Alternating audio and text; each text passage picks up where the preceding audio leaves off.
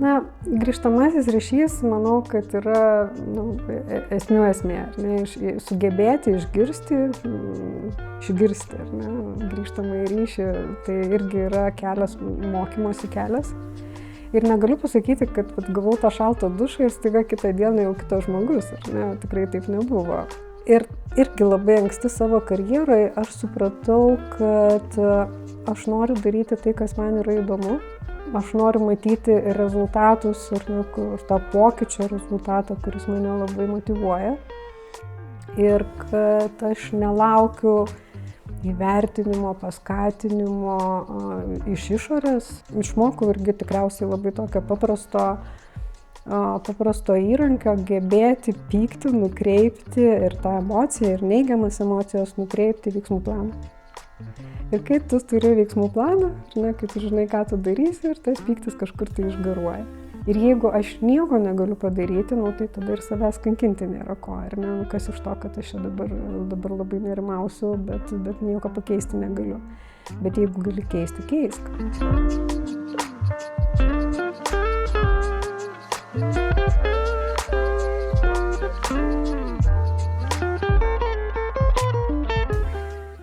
Sveiki, auginančiuose pokalbiuose su CEO. Čia aš kalbinu organizacijų vadovus, lyderius ir man čia įdomiausia yra pakalbėti apie tai, o kaip jie, būdami vadovo kėdėje, jaučiasi kaip žmonės. Kas juos neramina, kas juos džiugina, kas jiems sekasi, kas nesiseka, kokius jausmus išgyvena ir kaip su tais visais jausmais ir su tuo visų gyvenimu, kuris vyksta vadovo kasdienybėje, tvarkosi. Šitie pokalbiai yra didžiulis įkvėpimas man pačiai augti ir tam tikrą prasme jaustis normaliai, kai būna kažkokių netikėtumų gyvenime. Ir nebejoju, kad ir jum klausantiems tai bus įkvėpimas būti geresniais žmonėm, tvirtesniais žmonėm, esant vadovo kėdėje.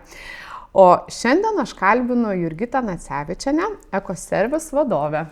Sveiki, Jurgita. Labą dieną. Dėkui labai, kad skirsit laiko ir pabendrausim. Taip, tikiuosi. Aš tikiu, kad ir tikiuosi, kad ne tik man, bet ir jums šitas pokalbis bus auginantis ir manau, kad smagiai praleisim laiką. Ir pradžią aš visą laiką turiu pasiruoštis tokių blitz klausimų, ne į temą, kurie nėra apie vadovavimo, iš karto tokį užduoda toną apie žmogų. Gerai? Bandykim. Pirmas klausimas yra apie knygą. Jeigu reikėtų parekomenduoti knygą, kokią perskaityti, arba jūs pati norėtume dar kartą, tai kokia tai būtų knyga? Na, šiaip aš esu, jeigu kalbant apie knygas, esu gerbėja fantastikos, fantasy žanro. Tai mano visos knygos sukasi būtent apie tą žanrą. Trijų kūnų problema, čia šiais metais populiari buvo, praeitais metais ir tuo pačiu serialą ir turėjom. Bet šiaip pati tikriausiai visų laikų man geriausia knyga yra Azimovo Fondas. Kokia knyga? Aš net negirdėjusi tokios. Fondas. Taip. O apie ką jinai? Aš tikrai tokia neišprūsusi pasijutau, bet negirdėjau. Tai knyga tiesiog irgi, kaip žmonija iškeliauja iš Žemės, vystosi galaktikoje, kaip ta žmonija vystosi galaktikoje, kokie kertiniai įvykiai vystymėse pastumėja tai visą tai link į vieną arba į kitą pusę, ir kaip tai sociologija veikia ir kaip gali numatyti iš anksto kelius šimtmečius į priekį, ir tam tikrais momentais paspausti tam tikrą mygtuką, kad visa ta žmonijos vystymasis būtent pajudėtų viena ir kita linkme. Tai iš tikrųjų man labai įdomi tema. O ką jums duoda tokios knygos? Bet tas fantastikos žanras yra, ne kiekvienas pasakys, kad suaugęs, kad šitas būtent žanras yra įdomus. Tai... Aš irgi labai dažnai šitą klausimą savo užduodu, kodėl aš būtent skaitau šitas knygas. Vienas tikriausiai yra atsakymų, kad tai yra tam tikros formos pramoga, kuri neįpareigoja. Tu sakai, tai fantastika, kaip mano senelis sakydavo, kam tą fantastiką skaityti, taip gyvenime nebūna. Bet iš tikrųjų ir fantastika, skaitant, tu randi gyvenimiškos tuos epizodus, tuos pačius. Bet man visą laiką yra labai smalsu pažiūrėti į priekį. o kas ten, ar ne, o kaip ir kaip aš norėčiau nusikelti 100 metų į priekį, ar ne, nors vienu akies krašteliu pažiūrėti, nu tai kaip mes ten gyvenom po 100 metų, nu kaip. Tai tas tikrai irgi, nu, tikriausiai tas noras pažiūrėti ir va šiuo metu beje turiu irgi tokį, klausausi fantastikos rašytojų, kurie rašė 45-70 metų laikotarpį. Ir kaip jie įsivaizdavo tą ateitį, kurioje dabar mes gyvenam. Ir iš tikrųjų, nu, nuostaba, ar ne, kokie žvalgus tie rašytojai. Ir kaip, na, galbūt, ar ne, kai kur, taip primityviai galbūt, ar ne, yra suformuota ta ateities vizija, bet iš tikrųjų, robotizavimas, ar ne, dirbtinis intelektas, tai 45 metais žmonės puikiai apie tai jau svajojo. Geras. Ir net ir ta pati problematika, su kuria mes dabar susidurėm, ar ne, nu, tai yra aprašyta būtent to laikotarpio irgi. Viskas jau buvo žinoma. Taip. O Jurgita užsiminėt apie pramogą, kad tai yra tokia kažkokia lyg pramoga, tas knygos skaitimas. Kas dar jums yra pramoga ar tas laisvas laikas nuo sunkaus vadovo darbo? Kaip save užimat ir kuo mėgaujatės? Na, kita pramoga, kurią aš esu tikrai panėrus visą galvą, yra gaminimas. Gaminimas? Taip, ir čia irgi aš turiu tam tikrą žanrą, RPG žaidimai. Tai yra fantasy medieval ir tas God of War arba Assassin's Creed, Witcheris ir ne, tai aš labai laukiu, kada jau ta nauja dalis žaidimų išeis ir tikrai aš panyru visą galvą, kol nepraeinu prie visos istorijos. Tai pamosuoti kardų ir ten turėti kažkokių tai burtų, ar ne, tai man labai smagu. Geras, kaip neįtikėtina. Visiškai man yra naujas žanras ir naujas toks smalsumas į jūs kaip žmogų, kad wow. Tai gerai, o tai kaip jūs atrodo diena tada? Ar jūs kiekvieną dieną gaiminat ir skaitot, ar dar yra kažkas tokio žmogiškesnio ar įprastesnio jūsų kasdienybėje? Tai būna ir net tas žmogiškumas ir įprastumas, na, tiesiog pabūti su savim. Aš visiškai mėgstu ir pabūti su savim. Gaminimas, nu, nėra kiekvienos dienos, ar ne, to rutina, dėl to, kad, nu, praeini žaidimą ir turi laukti kito, nes, nu, bele kokio žaidimo žaisti noriu, kad ir grafika graži būtų, ir istorija įdomi būtų, ir, ne, ir įtraukiantis pas tas žaidimas, ir ta visa žaidimo mechanika būtų, ir, ne, patraukli, ir na, patogi, ir, ne, žaisti. Tai vasarą vandenlentės, tai mes čia kartu su sūnumis, ar ne, kartais vienas kitą painstruktuoja, kaip čia reikėtų tuos triukus daryti, žiemą slidinėjimas, na ir knygų skaitimas, taip, tai mano tokie, nu, serialai laiks nuo laiko irgi, jeigu įtraukiantis serialas, kas įtraukia, tai taip irgi būna laisvalaikio. O kas yra įtraukiantis serialas, gal turit kažkokių rekomendacijų? Nustebinkit. Na tai, mano tos rekomendacijos tikriausiai irgi bus apie tą patį, bet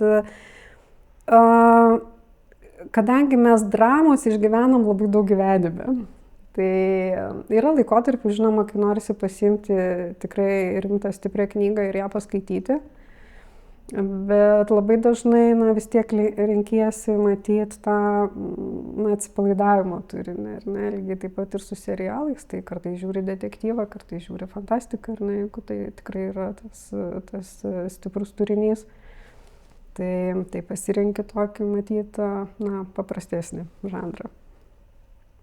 O Jurgita, toks provokuojantis paskutinis blitz klausimas, jums prisižiūrėjus fantastinių filmų ir serialų, prisiskaičius knygų, prisižiūrėjus tų filmų, kokią jūs supergalią norėtumėte turėti, arba ką jūs norėtumėte tokio turėti, apie ką skaitot savo knygose? Na, čia gal labai juokingai ir vaikiškai nuskambės ir pati labai taip vaikiškai pasijuokiau pati iš savęs, norėčiau turėti supergalią sustabdyti karą Ukrainai. Ja, gražus noras. Taip. Tai dėkui labai, kad praplėtėt ir parodėt jau per pirmas kelias minutės, kad neeilinis ir išskirtinis žmogus esat, labai gera buvo sužinoti, o dabar nerkim į vadovavimą. Kaip prasidėjo jūsų vadovavimo kelionė? Nuo ko pradėjot, ar čia atsitiko, ar suplanuota buvo? Aš esu iš tos kartos, kai vadovais tapome labai jauni. 24-25 metų mes jau vadovai. Dėl ko? Dėl to, kad tarptautinės įmonės ateinančios į Lietuvą ieškojo žmonių be patirties ir, bent jau kažkiek mokančių anglų kalbą. Tai mes tokie jauni, gražus ir iš karto tapome vadovais. Ir dabar, kai pasižiūri atgal 24 metų, aš vadovė, tikrai buvo nelaiku. Ir aš pati iš savęs esu intravertė, ir tas mano manimas, kad mes gimstam su tam tikrų cheminių rinkinių, kažkokia tai aplinka mus išugdo vaikystėje. Ir vėliau ar kitaip, vienaip ar kitaip jau mes esam susiformavusios asmenybės, ir vėliau taip galim tam tikrą savo elgseną atpažinti, tam tikrą savo elgseną keisti, bet jau iš esmės tokie, kokie mes viduje esame, jau būna užprogramuoti. Tai ir man buvo tokia patirtis, jog dar studijų laikais aš savo pasisakiau, kad noriu dirbti tarptautinėse įmonėse, nenoriu dirbti lietuviško kapitalo įmonėje.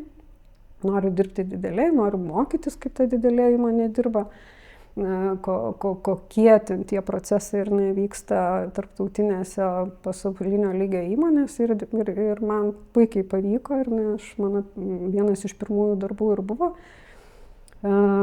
World Number One Private Company, kurioje dirbau. Ir kai ši įmonė išėjo iš Lietuvos, jie mums nupirko outplacemento paslaugą. Ir mes turėjome galimybę darbuotojų paieškos agentūroje yra pasitikrinti, tai kas mes čia tokie esam ir kokį mums šiandien darbo reikėtų paieškoti. Ir ten toks formatas buvo, kad susadina žmonės iš gatvės, duoda tam tikrą užduotį ir tu toje grupėje turi išeiti su kažkokiu sprendimu, koks geriausias yra tos užduoties sprendimas. Ir po tos užduoties man konsultantė sako, tau negalime dirbti su žmonėmis iš viso. Man toks šokas buvo, taigi aš taip puikiai viską išsprendžiau ir aš tokią iniciatyvą rodžiau.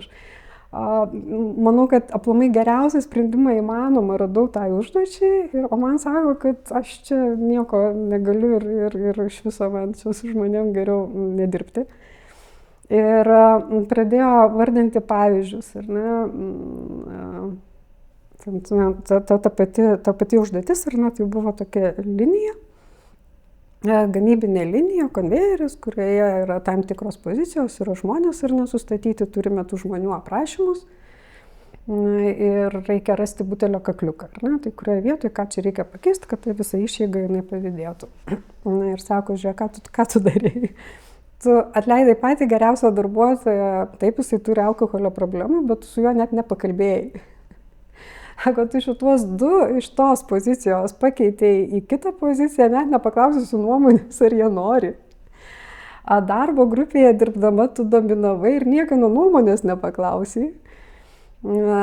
Ir aplamai, tu pati savo graži. Ir man tada buvo didelis šokas. Tai kaip aš čia tokia protinga, graži, visa smart, viską puikiai suprantanti ir žinanti. Ir staiga matau tokį paveikslą savęs. Kategoriška, užsispyrus, dominuojanti. Ir taip buvo virsmas. Tai buvo pradžia. Ir kas tada, Jurgita, tą tiesą sužinojus, ką jūs tada darėt? Tai tikriausiai buvo mano savirefleksijos pradžia. Pradėti kalbėti su savim. Ir kaip pokalbio pradžioje minėjau, kad aš tikiu, jog mes gimstam su tam tikru chemijos rinkiniu, kur vėliau vaikystėje susiformuojam į vienokią ir kitokią asmenybę. Aš suprantu, kad ta mano prigimtis vienaip ir kitaip matyti jinai yra ir matyti ir aš toj pozicijoje esu, kurioje esu dėl to, kad ta prigimtis yra tokia. Tačiau ką aš išmokau save pažinti elgesyje ir pabarti, kai aš jau matau, kad peržengiu tam tikras ribas. Ta kelionė, ir kaip jinai prasideda, tikriausiai čia kiekvieno vadovo galėtų pasakyti tą patį, sugebėti atiduoti ir suprasti, kad ne aš vienas moku geriausiai daryti. Ar ne? Nes ilgą laiką tu galvoji, kad niekas geriau už mane nepadarys. Ar ne? To nepamatytų, ir ne, jeigu kažkas kitas darytų, aš tai pamačiau. Tai ta galimybė ir nepaleisti, atiduoti, pasitikėti, ir beje, mane tos vertybės lydi iki pat dabar. Tikriausiai, jeigu pasiklaustumėt mano komandos, tai laisvė veikti. Tai yra tai, ką mano komanda labai vertina ir aš pati labai vertinu.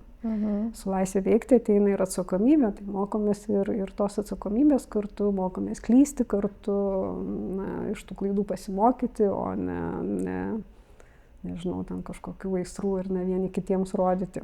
Tai jas konstruktyviai sugebėti priimti ir pasidaryti išvadas. Tai tas pokytis tikriausiai to vadovo kelionė yra tai, kad save pažįsti, nereflektuoji, kalbėsi su komanda, labai atvirai sakai, kad, žiūrėkit, jeigu matot, kad peržengiau ribas, nustabdykit mane, prašau jūsų.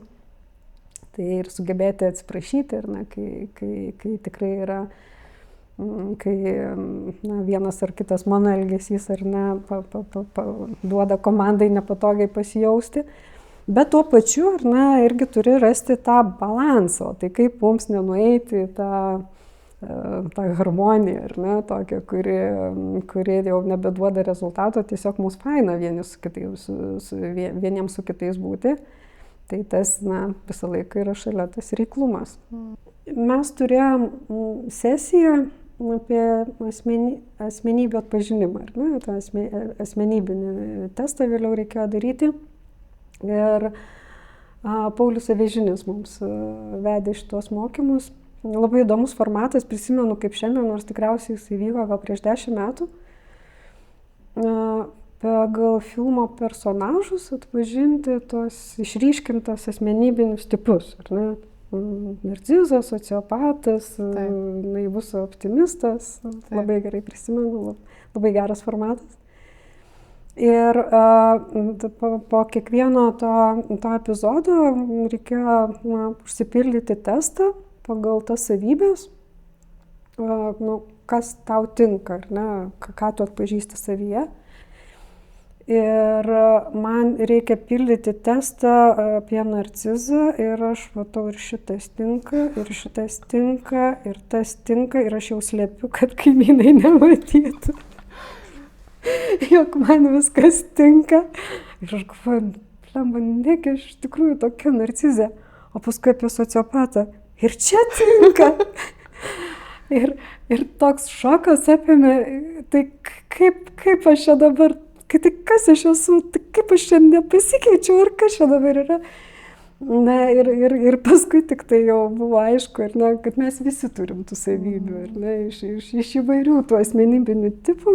Taip, vienos yra labiau išryškintos, kitos mažiau išryškintos. Vėliau Paulius mus nuramino, kad šiaip vadovai tikrai narcizai, daugiau mažiau ir neturi tų savybių, ir kad čia nėra ko dėl to nerimauti, bet toks jausmas tikrai buvo, toks lengvas šokas, kaip aš čia taip apie save. Vita, kai jūsų klausau, taip kažkokią prielaidą darau, kad jūs esate jau patyrus vadovė, daug praėjusi, daug mačiusi ir tai išmintis šneka. Man kažkaip norisi grįžti tą pradžią dar, kaip pasakėt, tas šaltas dušas. Tu tik nedirbs su žmonėm ir jūs suprantat greičiausiai, kad jau kelias pradėtas ir nėra tokio noro mesti viską. Tai ką reiškia pradėti reflektuoti, ką reiškia, kaip jūs sakėt, pabarti save ir kaip ugdyti šituos įpročius, nenuplakant savęs per stipriai, o tiesiog einant link tos sėkmės ir išminties, apie kurią dabar šnekat. Kaip tas vyko, gal kažkokių realių turit ar pavyzdžių, ar kad aiškiau būtų tiem, kurie toj stadijoje yra galbūt dabar? Na, grįžtamasis ryšys, manau, kad yra esmių esmė, ar ne, sugebėti išgirsti, ar ne, grįžtamą į ryšį, tai irgi yra kelias, mokymosi kelias. Ir negaliu pasakyti, kad gavau tą šaltą dušą ir staiga kitą dieną jau kitas žmogus, ar ne, tikrai taip nebuvo. Tikrai net ir po kiek laiko, net ir po kelių metų pasižiūrėjus, papuola koks nors mano rašytas e-mailas man ir pasižiūriu, kokį aš tada tekstą parašiau, irgi norėjus tave pavarti, ar ne, tada tą žmogų iš praeities. Tai tikrai taip nėra, kad tu iš karto viską suvoki ir viską supranti. Bet pagrindas, manau, tai išmokti girdėti ir priimti grįžtamą į ryšį. Tai, ką sako tau aplinka, kitą kartą irgi randi, ne taip tą situaciją suprato, ir ne taip iš karto norisi ir ne prieštarauti, kad ne visai tu teisus tai, ką man sakai. Taip, ne viską matai. Jo, ne viską matai, bet iš tikrųjų tai labai padeda. Grįžtamasis ryšys yra labai subjektyvus dalykas, ar ne? Tai vienam žmogui ta pati situacija gali pasirodyti vienaip, kitam yra kitaip. Tai tas gebėjimas ir nesurinkti kuo daugiau informacijos apie vieną ir kitą situaciją, ar ne? Ir tada su savim pasikalbėti, o ką aš galėjau padaryti kitaip, kokį rezultatą aš būčiau pasiekusi, jeigu būtų mano kitas elgesys, ar ne? Tai ar tikrai reikėjo vieną ir kitą žmogų nuliūdinti tam, kad pasiektum savo rezultatą, ar ne? Jeigu būtum kitaip formulavusi, žmogus būtų motyvuotas išeiti, ar ne, o ne. Bet taip, tas reiklumas šalia aš tikiu, kad mes augome, kai esame ne komforto zonai. Tai tas išėjimas iš komforto zonos, jisai yra svarbus, bet išėjimas iš komforto zonos, jisai turi būti per užduotis, per tą tikėjimą, jog tu gali daugiau, tikrai gali daugiau. Ir tą prisijėmimą daugiau atsakomybių. Okay. Gerai, tai grįžtam dar, aš noriu kažkaip nuosekliai keliauti iki šios dienos, jūs gavote tada šaltą dušą, kažkiek, kaip ir sakot, kažkiek pavyko pamatyti tą realybę, kažkiek norėjosi prieštarauti. Kas buvo toliau, kur jūs toliau nukeliavot, kaip supratau, pirmoji buvo tarptautinė, pažangi, stipri organizacija, kur buvo kitas žingsnis ir kaip jūs jau tenai save formavot su viskuo, ką buvot patyrus ir ką sužinojot apie save. Kas buvo? Šiaip, kalbant apie tas tarptautinės įmonės, savo, kaip ir minėjau, ar nenorėjusi dirbti didelėse tarptautinėse įmonėse, arba neilgiau nei 4 metus, kad gaučiau kuo įvairesnės patirties, kad susikurčiau tą kuo didesnį bagažą, taip man tuo metu atrodė. Ir vienu metu aš supratau, kad dirbant didelėje tarptautinėje įmonėje, tu esi nedidelis raiktelis darantis rutiną. Nesvarbu, kurioje pozicijoje. Ir dėl to, kad procesai yra, aiškumas yra, vertybės yra, komanda yra, vadovas, kuris elgiasi pagal vadovėlį yra ir tu tiesiog esi sraigtelis, o man norėsi maištauti, man norėsi keisti, daryti pokytį, sakyti, žiūrėkit, mes čia dar galime geriau padaryti, jeigu į tą pusę pažiūrėtume, man sako, negalima, čia mes turim taip daryti, nes esame dukterinė įmonė tokios ir tokios įmonės. Ir taip aš supratau, kad man laikas ateiti į lietuviško kapitalo įmonės. Ir čia aš galiu ir pokytį daryti, ir save realizuoti, ir tai yra labai įdomu. Tai prasidėjo mano karjera lietuviško kapitalo įmonėse ir labai, tokia, sakyčiau, įdomi. Ir kiekvienoje pozicijoje, kurioje aš buvau, ir keičiau. Ir aš toks buvau pokyčių vadovas. Labai ilgą laiką, čia dabar aš jau taip atrodau, kaip atrodau, bet labai ilgą laiką aš buvau baby face'as, mažo ūgio, ramiai kalbanti, apsirengusi sportiniais rūbais, tai tokio vadovo įspūdžio nekėliau niekam, ar ne? Tai ir ta karjera mano klostėsi taip visą laiką tokiu pačiu keliu, ar ne? Ateinu į įmonę, į vieną poziciją, o išeinu visiškai kitoj pozicijoje. Labai dažnai darydavau projektinės veiklas ir supranti, kad vadovai tave deda ten, kur labiausiai plyšta tuo metu, ar ne, siunčia, kur sudėtingiausia, tai tu eik ir tvarkyk. Ir neturėdamas pavaldžių žmonių, surink įvairiausią grupę žmonių ir spręskim vieną arba kitą problemą. Ir man tas puikiai pavykdavo. Ir aš manau, kad ir šiuo metu net, ir kai dalinuosi ir kalbu su darbuotojais, sakau, žiūrėkit, ne pareigos yra svarbu, ir ne tau pavaldus tiesiogiai žmonės svarbu, ir ne statusas yra svarbu, o kaip tik galimybė surinkti komandą iš įvairių padalinių ir sugebėti suvaldyti tokį projektą, ir tada tu gali savo pasikabinti medalį, kad tikrai pavyko, ar ne, padaryti tą vadovavimo pokytį, kai gali suvadovauti ne tik tai savo tiesioginiams ar ne darbuotojams, bet ir kitų padalinių. Tai aš ilgą laiką tikrai turėjau tokių projektų, kuriais tekdavo dirbti su labai įvairiais žmonėmis, ar ne, kurie pamatė pirmą kartą iš viso, net galvodavo, ai, čia dar viena atėjo, ką jinai čia mums papasakos. Mergaičiukė. Jo, mergaičiukė tokia. Iki tikrai pabaigoje, kur turėjom labai gilę vienas kito pagarbą. Tikrai, tai vat tokia ta kelionė buvo vėliau Lietuviško kapitalo įmonės ir visur mes kažko mokėmės naujo. Ir aš pati labai daug, ir kartais ar ne dabar, kai žiūrė į praeitį, pareflektuoju, aš supratau, kad daugiausiai aš išmokau iš kolegų. Iš jų patirties, iš jų elgesio, iš to, kaip jie kuria ar ne, arba organizuoja vienus ar kitus vadybinius procesus. Daug labai profesinių ar ne, tokių atradimų radau bendradarbiaujant ir dirbant su kolegomis. Jurgita, man toks klausimas.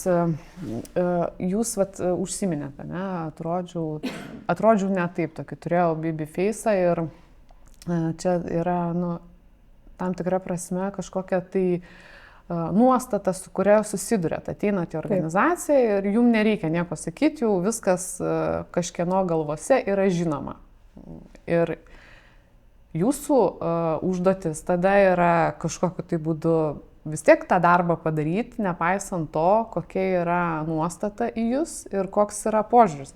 Ir pati pasakėte, ne, kad ten nieks rimtai nežiūrėdavo arba nepakankamai rimtai. Man įdomu, ką jūs su savim darydavote ir kaip stiprindavot save. Nes čia jūsų pavyzdys yra baby face'as, kažkam tai gali būti, nežinau, dar kažkokia tai nuostatas, kurią jis atsineša paskui save arba su savim. Ir tai yra tam tikras iššūkis, dėl kurio žmogus gali palūžti, sakydamas, tai man nepavyks, nes pasižiūrėkit, čia į mane kaip žiūri, nieks su manim nesiskaito.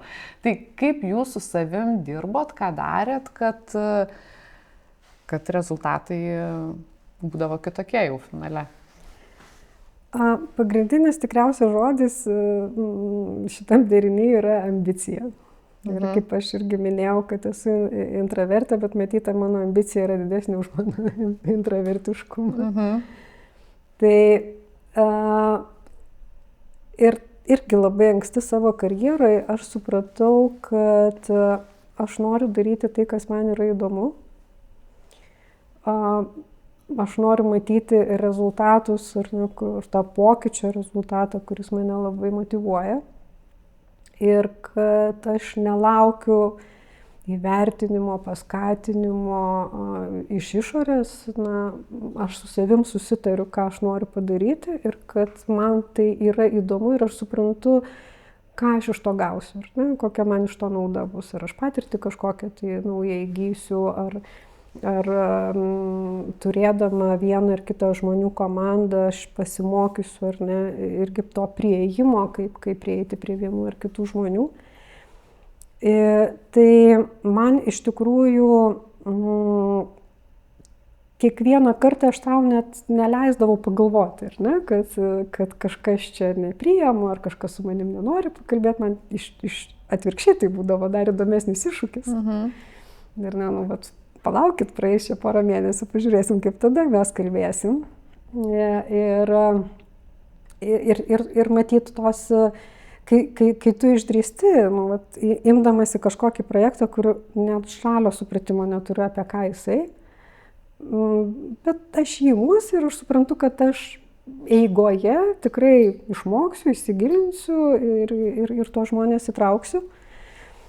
Ir kai tu matai tą pokytį, tuos laimėjimus, tuos nedidelius laimėjimus pradžioje, o vėliau jie dar tik tai stiprėja, tas labai motyvuoja. Ir savo, aišku, žinoma, yra labai smagu, kai ir išorė įvertina, bet man visą laiką būdavo labai svarbu susitarti su savimi. Ir ne, jeigu man vat, yra įdomu, tas rezultatas mane tenkina, tu tas visas kliūtis kažkaip tai vienaip ar kitaip nulauži. Kalbėjimusi būdu. Nepatikėsiu. Tai jūs nepatiriate tokių nemalonių jausmų, jeigu matot, kad arba jaučiat, kad yra kažkoks nepriėmimas, prieštaravimas. Įvardinot, esate tokia pokyčių vadovė, ne vieną pokytį padarėt. Tai aš tik tai galiu įsivaizduoti, su kuo jūs ten susidurdavot ir susidurėt. Tai nekyla jokių tokių abejonių, nepasitikėjimo. Nu, kaip, ar ne, viena tokia situacija buvo labai, tokia kaip šiandien prisimenu, turėjom tokias sunkes dėrybas dėl nuomos, sandėlio nuomos, kur įvykus krizei reikėjo persidėrėti žymiai mažesnės įkainius. Ir niekas su mumis nenorėjo kalbėti, tai gavau tokią repliką, kad čia dar netokie bandė ir tau niekas čia nepavyko. Ir tą repliką labai prisimenu kaip šiandien. Man tai buvo atvirkščiai. Aš tikrai padarysiu ir aš tikrai padariau. Tai prasme, man tai buvo kuras ir mano ambicijai, kad, žiūrėkit, jeigu kažkam nepavyko, aš tai nueisiu ir padarysiu. Ar nekyla pyktis, ar nekyla kažkoks toks neigiamas emocijos, žinoma, kad, visko būna, ar ne. Ir to pykčio, ar ne, to sveiko pykčio, tai yra normalu ir tai yra gerai. Svarbu, ką mes su tom emocijom darom vėliau. Ir išmokau irgi tikriausiai labai tokio paprasto įrankio gebėti pykti, nukreipti ir tą emociją, ir neigiamas emocijas nukreipti į veiksmų planą. Ir kai tu turi veiksmų planą, kai tu žinai, ką tu darysi, ir tas pyktis kažkur tai išgaruoja. Ir beje, tas pas man labai puikiai veikia ir su streso valdymu. Jeigu turim kažkokią neapibrėžtą situaciją, turim kažkokią sudėtingą situaciją, žinom, kad, nežinau, dabar kuras labai auga, jau skaičiuoja, kiek mūsų rezultatas paprastės. Tai ką aš darau, aš tokiu atveju susiskaičiuoju blogiausią scenarijų. Kas bus? Kai jau turi blogiausią scenarijų, žvilgteli į tą ateitį. Tada pagalvoji, kokią tai įtaką turės ir ką aš galiu padaryti, kad tas scenarijus pasikeistų. Ir jeigu aš nieko negaliu padaryti, tai tada ir savęs kankinti nėra ko. Kas iš to, kad aš čia dabar labai nerimausiu, bet nieko pakeisti negaliu. Bet jeigu gali keisti, keisk. Nėra ko parintis, reikia eiti ir keisti. Tai ar būna tokių emocijų, ar ne, kur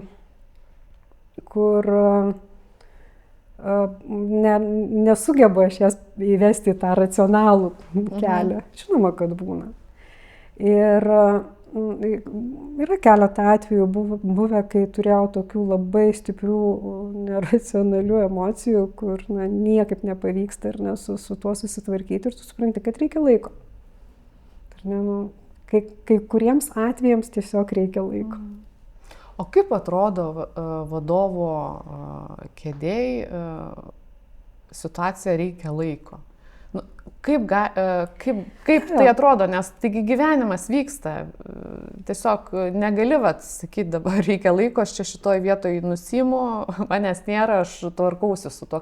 Kaip jūs su tuo tvarkotės, reikia laiko?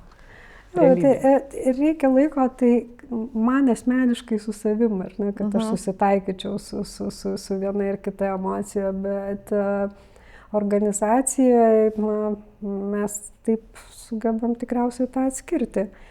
Turėjom, nežinau, kiek jūs esate girdėję ar neturėjom, Ekoservise labai didelis gaisras. Aš važiavau tuo metu, kai degė, mačiau.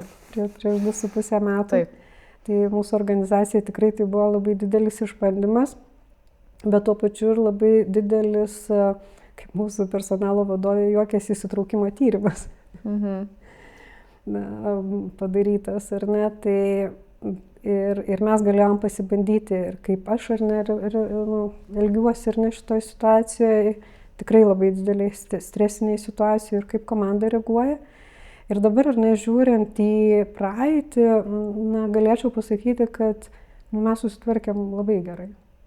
Ir vienas iš tų tokių receptų, dėl ko mums taip puikiai pavyko susitvarkyti, būtent sugebėjimas susikoncentruoti, o ką mes turim padaryti šiandien, neieškojimas kažkokios raganų medžioklės ir ne, kas čia kaltas, dėl ko, kodėl tu šiandien ten žadėjo, nepadarei šito, tu rytoj, kiekvieną dieną mes savo pasisakydavom komandą, kad pamokas išmoksim, kai pabaigsim, ar ne, susitvarkyti su šituo etapu, tada sėsime ir susiskaičiuosim, ar ne, susirašysim, ką galėjom padaryti kitaip, ką reikėjo, ką galim iš to pasimokyti, bet dabar turime ir susikaupti ir padaryti tai, kas būtina.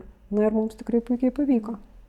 Kaip jūs kaip vadovė tvarkėtės, ne kaip vadovė, bet kaip žmogus, tuo metu, kai tiesiog, akivaizdu, didžiulė krizinė situacija, jūs, matyt, ištisai turit būti reikaluose, atsijungti negalit, kaip jūs kaip žmogus tvarkėtės arba ką po to darėt, kad atsigautumėt. Čia žmogiško patarimo vadovam, kurie išgyvena krizės, norisi. Jeigu tai prisiminti irgi tas emocijos, kurios buvo išgyventos tai laikotarpiu, tai tikriausiai nieko nepasakysiu kitko, labai klasika ir vis tiek pirma emocija buvo neigimas. Kad ne, taip negali būti, čia ne, toj viskas pasibaigs. Ir paskui ateina ta realybė. Tai kol tu dirbi su komanda, tol mintis yra darbe. Ir tai buvo gana ilgos valandos. O vėliau, man sūnus labai padėjo. Tiesiog mes kartais jie mane paimdavo ir išsiveždavo, kur nors pabūti. Ir aš su ta pačia vandenlente. Tai papramogauti, tai tiesiog, jie man buvo tokia atspirtis. Tai toks receptas galėtų būti netgi krizinėse situacijose padaryti kažką, kas visiškai atjungia nuo to reikalų srauto. Atjungia ir iš tikrųjų turėjom ir tokius nuoširdžius pokalbius ir aš pati galėjau pasisakyti, kaip aš jaučiuosi ir sugrįždavom, ar ne, tai kai vaikai augo, ar ne, ką jie buvo patyrę, ar ne, kaip mes elgiamės vienoje ir kitoje situacijoje, ar ne, kaip aš kaip mama, ar ne, kokius veiksmus ėmiausi, bet irgi buvo tokie labai įdomus pokalbiai. Čia tas paradoksas, kiekvienoje sunkioje situacijoje gauni labai daug gerų pamokų, gerų įžvalgų ir tas kažkur tai santykių sustiprėja, kažkur kiti sprendimai atsiranda. Ir ta rezultate, jeigu moki reflektuoti ir patirti giliai tai, kas vyksta, rezultatas būna geresnis. Taip. Kažkurios srityse. Taip. Kokių dar lūžių, Jurgita, turėjot savo vadovo kely? Nes, kaip suprantu, čia vienas iš tų buvo, kur tikrai ir jūs, kaip žmogų, ir kaip vadovė sustiprino, ar komandai, tikrai taip. Kaip jūsų personalo vadovė pasitikrinot įsitraukimą be papildomų pinigų, kažkokių medinis juokelis, bet Kas dar buvo tokie lūžiai, kurie jūtot, kad ir jūs, ir komanda transformavo? Šiaip laisvė veikti, ar ne? Viena iš vertybių, kurią mes labai stipriai vadovaujamės. Tai galėčiau ar ne pasidalinti tokiais 2 pokyčiais, kurie vyko organiškai ir viena tokia irgi asmeninė patirtim. Kai atiduodi laisvę veikti, taip, žinoma, visą laiką yra šalia ir kontrolė, ar ne? Mes turime tam tikrus rodiklius, kuriuos sekame, matuojame, bet žinoma, kad visko mes nesukontroliuoji. Ir turėjau aš keletą atvejų su darbuotojais, kai tas mano pasitikėjimas darbuotojais buvo suklibėjęs. Ir tikrai tą laisvę atiduoti, veikti, jinai veikia visada, ar čia turiu pasitikrinti, kam ją galima atiduoti, kam ją negalima atiduoti. Ir tikrai buvo ilgas pokalbis su savim. Ar jau čia dabar aš turėčiau keisti savo vertybinį pagrindą ir kažkaip tai kitaip žiūrėti šitą vertybę. Ar vis dėlto pasitikėjimas žmonėmis, pasitikėjimas darbuotojais man yra labai svarbus ir nepajudinamas pamatas. Ir vis tiek rezultate aš priėjau prie išvados, jog šito nekeisiu, ar ne? Pasitikėjimas žmonėmis man yra pirmoje vietoje ir taip, gal kai kuriuose vietose reikia sustiprinti kontrolę vadybinę prasme. Bet dėl vieno ar 2 žmonių vienokio ar kitokio elgesio negali griūti ir ne visas pasitikėjimo pamatas, kai mes turime aplinkui puikių komandos narių. Tai vat toks ar ne mano pačios buvo pasitikrinimas, kaip aš čia dabar turėčiau į tai reaguoti, ar ne, ką aš čia turėčiau su tuo daryti. Kita, turiu tokį labai gražų organinį augimą, kurį transformavo mūsų organizacija. Šiaip organizacija mes tikrai, mano galva, labai puikiai augam ir aš girdžiu labai šaunius atsiliepimus iš komandos. Esame geografiškai labai plačiai išsidėstę, ar ne? Turime padalinius ir Šiauliuose, ir Marijampolėje, ir Klaipėdoje, ir dar tokių mažiukų. Ir visą laiką yra tas klausimas, o kaip čia dabar su visais mums pasikalbėti, ar ne? Kaip čia mums surasti tą bendrą pamatą, kaip čia pasidalinti tom vertybėm vienodom ir kaip neatsitiktų taip, kad, kaip ten Vilnius nuspręs, taip mes čia ir darysim. Ir ką mes turėjom tokią, nežinau, kaip čia pavadinti, gar mažą ir didelę krizę. Mes tuose regionuose turėjom vieną vadovą, kuris vadovavo tom visom veiklom ir vienu metu sakom, darom pokytį, nereikia mums to vieno vadovo, kuris tom visom veiklom vadovautų, mums reikia centralizuoti pagal veiklas ir tada nėra vieno vadovo ir yra 5 vadovai, kurie kiekvienas turi savo atsakomybę ir taip staiga nebeliko to vieno lyderio. Ir turėjom tokią krizę, o tai kaip mums čia dabar dirbti, tai kas čia turi nuspręsti, kas kavos aparatą valys, ar ne, tai kaip čia. Ir tada prasidėjo mūsų formatas važiavimo, kalbėti su žmonėmis, tai važiuoju aš ir važiuoja keli top vadovai. Formatas labai paprastas, labai elementarus, žmonės turi galimybę išsisakyti, ar ne? Paprastai užduodu klausimą, kas man dar padėtų dirbti geriau, arba kas man šiuo metu trukdo dirbti geriau, kažkokiu tokiu būdu formuluojam klausimą ir kiekvienas gauna lapelių. Ir po vieną tą savo skaudamą klausimą ar atvirkščiai, net ir pagirimą, ir jis rašo kiekvienas ant savo lapelių po vieną. Ir vėliau mes visą tai sugrupuojam. Paprastai tos temos išsiryškina, kad visiems rūpi, nežinau, mes galim turėti 30 žmonių auditoriją, bet visiems rūpi tie patys 4 klausimai. Ir tuos 4 klausimus paėmę, mes grįžtame vėl su savo grupelė, ar ne, su ta pačia auditorija dirbti, o tai kaip juos spręsti. Žmonės patys suranda sprendimus, kaip juos spręsti. Ir pasirodo, jie žino, jie gali, jie supranta, jie nori. Ir tie veiksmų planai, kurie žmonės susirašo, jie labai profesionalūs. Ir nereikia jokio Vilniaus, kuris atvažiuotų čia jiems padėtų. Ir kažkaip jie puikiai moka patys išsispręsti. Ir šitą formatą darom jau nežinau, kad tikriausiai kokie 4 metai. Jisai turi labai didelį įtaką, žmonės patys labai patenkinti, labai laukia, kada mes vėl turėsime tą formatą ir jie galės pasisakyti. Jie labai daug išmoko spręsti patys, kaip irgi juokiamės su ta savireguliuojančios komandos, ar ne, kur iš viso vadovų nėra, ar jinai gali būti toks formatas iš viso egzistuoja, ar ne. Tai mes taip sakom, kad, manom, kad tokį nemažą žingsnį šituo kryptim esam padarę. Ir tai turim tada po pusės metų padarom tą follow-up, ar ne, tai kaip mums sekėsi su tuo, ką mes buvom išsikėlę ir po metų vėl važiuojam dar kartą pasikartoti.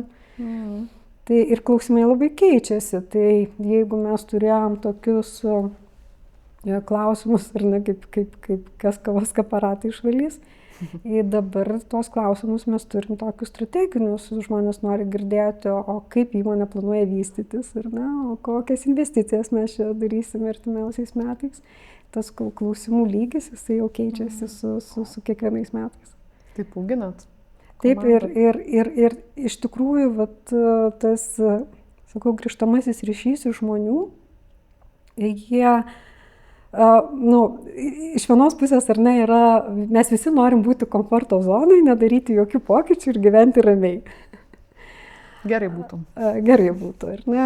Tuo tarpu aš, ar ne, esu pokyčių vadovas, aš noriu keisti, noriu auginti, Ir man tikrai labai smagu išgirsti nuvažiavus į vieną ar kitą miestą, kai žmonės sako, bet tai kaip faina, tai žinau, mano vyras ar ne dirba ten vienoje ar kitoje įmonėje ir mano žmona dirba, bet jie tai šito nedaro.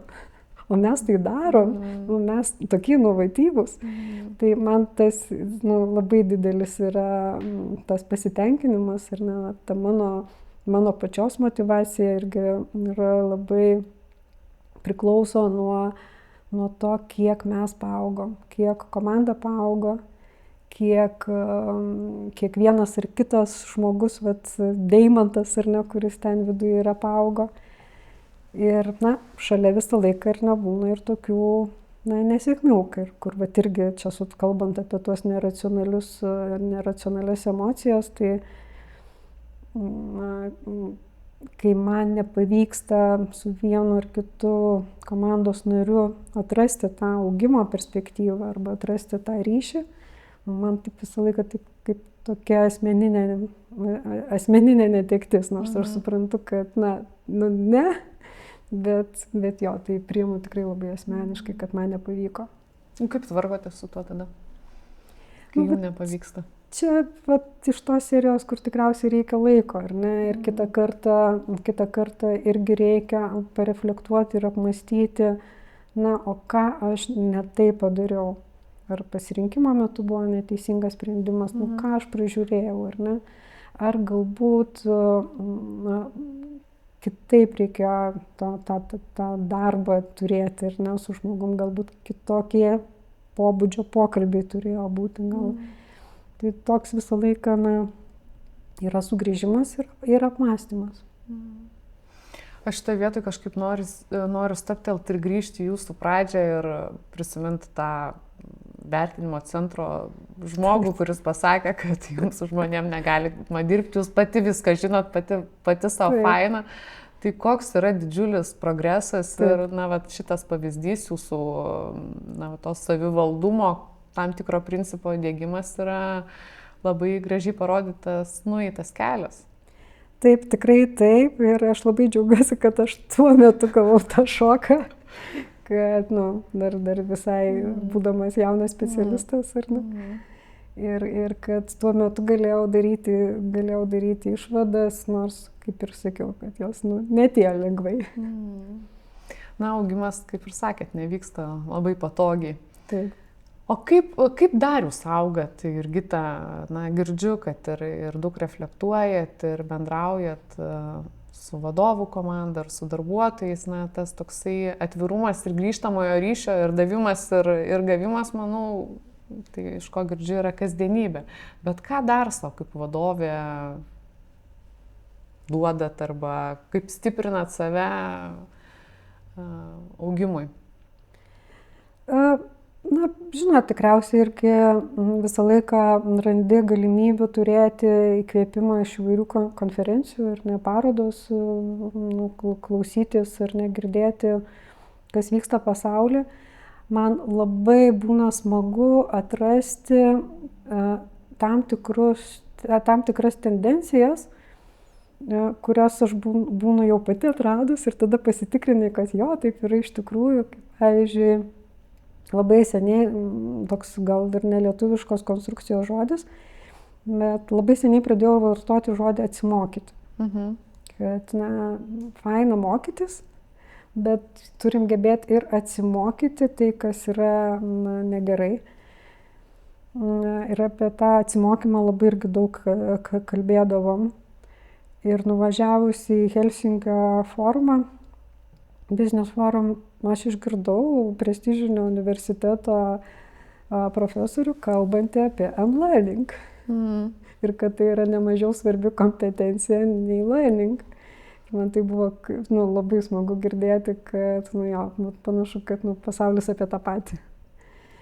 Taip tikriausiai visą laiką yra ir norisi ir kitų įmonių patirties, ir norisi įkvėpti, pasižiūrėti, kas vyksta, iškišti tą galvą. Nesenai kalbėjome su ISO auditoriais ir man buvo labai smalsu, tai kaip mes atrodom ir tam lietuviškų įmonių. Ar ne, tai o ką kitos įmonės daro, ką mes iš jų galėtume atsinešti. Na ir jau minėjau, bet man yra labai, labai svarbus augimas, mokymasis iš kolegų. Ir kai turi, ar ne, ir kuri savo komandą, ar kuri struktūrą, na irgi taip labai sąžiningai su savim pasikalbi, ko tau labai trūksta, ar ne, kaip dabar padengti tai, ko pats neturi, ar ne? Tada ieškai tų komandos narių, kurie sugebėtų tavo trūkumus padengti. Arba tos kompetencijos, kurios šiuo metu neturim, paieškoti, kur mes ją galėtume nusipirkti. O Jurgita, ką dar jums teko atsimokyti? Vieną jau žinom, apžiūrėjom, pasitart su žmonėm, nežinot visko pačiai. Ar dar yra per savo vadovo karjerą tekę kažko dar atsimokyti ir gal galit papasakot, kaip tas vyko? Nes čia nėra lengva, išmokti, manau, yra lengviau negu atmokti. Tas atsimokyti ar ne, nežinau, ar jisai čia teisingas būtų ar ne. Vienas iš tokių bruožų, ar ne, to mano yra kategoriškumas. Ir, atsimokyti kategoriškai pareikšti vieną ar kitą savo mintį ir išmokti ją labai sukonstruoti tą sakinį, ar ne, kad žmonės priimtų kaip diskusiją, ar ne, o ne tą kategorišką nuleidimą, tai nežinau, ar čia galėtų būti apie tai. Bet atsimokymo kontekste mes dirbau vienoj didžiausių knygų leidybos grupiai ir mes atsimokindavom skaityti knygas ir mokėmės valdyti leidinių portfelį. Tai buvo toks grupinis mokymasis, ar ne, kaip tą darbo kokybę keisti, ar ne, kas aš esu iš esmės, ar ne, kaip nueiti nuo savo modelio, kurio aš esu įpratus daryti kiekvieną dieną ir kaip pereiti prie to kito modelio, jog esi leidinių vadovas, kuris valdo visą portfelį. Šiaip beje, dabar tą patį darom ir ekoservice, mokomės kaip valdyti paslaugas.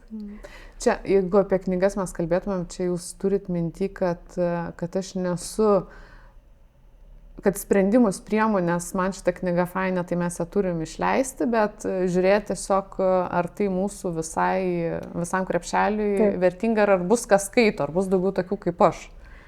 Taip, iš tos pusės. Iš tos pusės ir ne, iš tos pusės, kai mes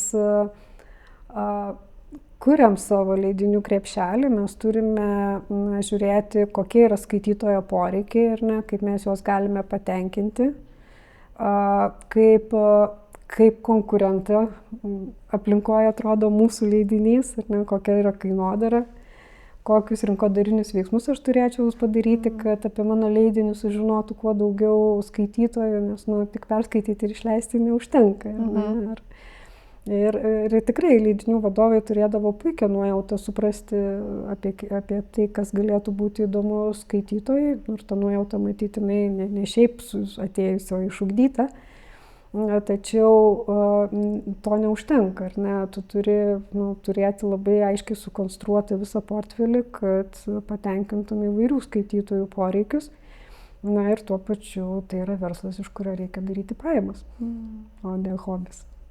Čia labai geras pavyzdys yra apskritai vadovo požiūrį ir koks jis tai turi būti platus, kad neužtenka kiekvienoje situacijoje, ne tik leidžiant knygas, neužtenka tik tai galvoti, kad aš to noriu, man tas patinka, tas čia yra, man pasisekė čia ir gali ir kitiem pasisekti.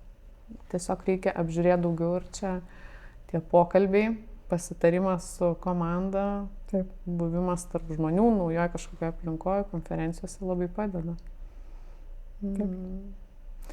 Kokie yra jūsų, Jurgita, ateities planai, tikslai arba apie ką šnekate su savim, kai norisi pavarti arba norisi kažkokį tai naują horizontą apsibrėžti? Yra kažkokių? Aš, kaip pačioje karjeros pradžioje sakiau, norit keisti darbus kas 4 metus, tai dabar dirbu kas 10. Ir man atrodo, kad šiuo metu su Ekoservisu aš esu 7 metai. Ir man atrodo, kad aš čia dar naujokė, kad čia dar yra tiek daug nuveikti. Bet save pagalvojau, jog labai noriu dalintis ir ieškau galimybių, vedam pokalbį su universitetu, tam tikras žinias tikriausiai galiu dalintis. Tai kažkaip taip linkstu prie tam tikrų temų, kurias galbūt galėčiau magistrantams arba bakalaurams pasakoti. Įdomu. Tai Jurgita, labai linkiu jums rasti tą vietą, kur dalinsitės ir tie, kas klauso mūsų, jeigu galvojat, kad norėtųsi pasikalbėti arba pabendrauti daugiau, tai irgi, manau, ir LinkedIn aš jūs radau, tai galima susirasti ir pabendrauti toliau. Tai dėkui labai, Jurgita, jums už skirtą laiką. Dėkui, kad atėjote, kad pabendravot, pasidalinot. Buvo gerai išgirsti apie jūs ir jūsų augimo kelionę. Aš atėjimo progą ir šitos laidos progą turiu jums dovanų nuo savęs. Tai yra mano išleista knyga Personalo vadovo kelias su lengvumu. Tai yra apie personalo valdymą, ką vadovas kiekvieną dieną, siauriau ar plačiau, bet tą daro. Tai tikiuosi bus irgi kažkokių tai minčių, kuriomis įsikvėpsite. Ačiū labai. Dėkui labai jums ir dėkui visiems, kurie klausė. Iki kito karto.